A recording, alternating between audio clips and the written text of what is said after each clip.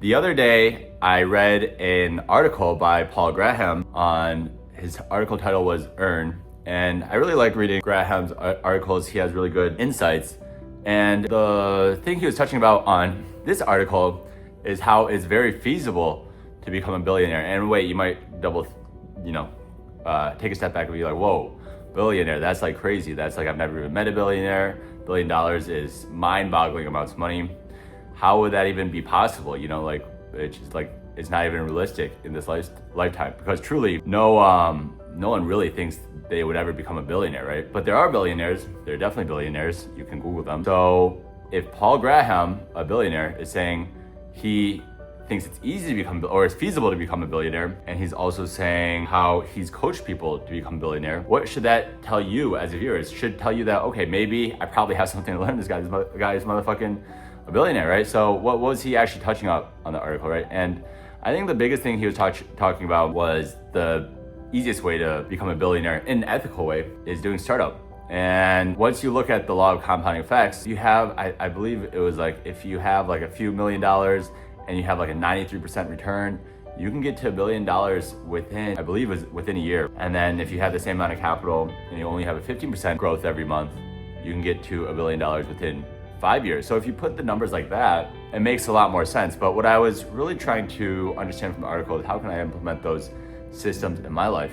And being an ex-poker player, just grinding out an hourly, that would literally be impossible to make $1 billion. There's no one who's, at least I believe, made $1 billion from poker. You need to have systems, you need to have, he calls it startup, I would say, business, entrepreneurship, something that can grow, that is grounded, that is real, that can grow. You can see the numbers every month. And that is the secret to becoming a billionaire. So I really still need to think about this for some time. But what I would say is I really do believe in the law of compounding effects. You really won't see much happen. I'll give YouTube, for example. I didn't really see, the first month I did YouTube, I only got like 100 followers, maybe less. Sorry, not YouTube, Instagram.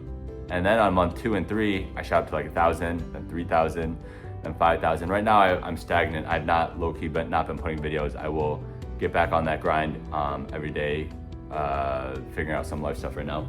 But when I was putting out videos consistently, I really did see the numbers grow. It's just inevitable, right? And so that is some stuff that I would really urge the viewer back at home to think about is, am I limiting myself because I do not have systems in place? What could make my life easier? What money can I spend to delegate some tasks that's not really worth an hourly, right? Because poker, while you can have an amazing hourly, some of the games I play and I have a 1K, 2K hourly, I was sacrificing those hours to make the business and actually lose money on the business because I truly believe in long-term EV. I do believe what Paul Graham's saying. I've seen the traditional poker players route. It's never a good route, even if they make a lot of money. It's grinding out an hourly. They always seem to end up pivot or become miserable. So I decided to make the decision early to start a business. I do believe the smartest thing, if you are a poker player or someone, maybe like trading time for money, is to figure out how you can start a business. Because not only is business super fulfilling and rewarding, if you're already doing the entrepreneurship path like I was playing poker, it just makes a lot of sense, right? I didn't really have my poker is basically like a self-run business, but I took those skills that I learned from poker to work on my business right now, which I am kind of keeping private. But some food for thought for the viewers at home. Let me know what you guys think. Do you guys believe in the law of compounding effects? And how have you seen that shape in your own life?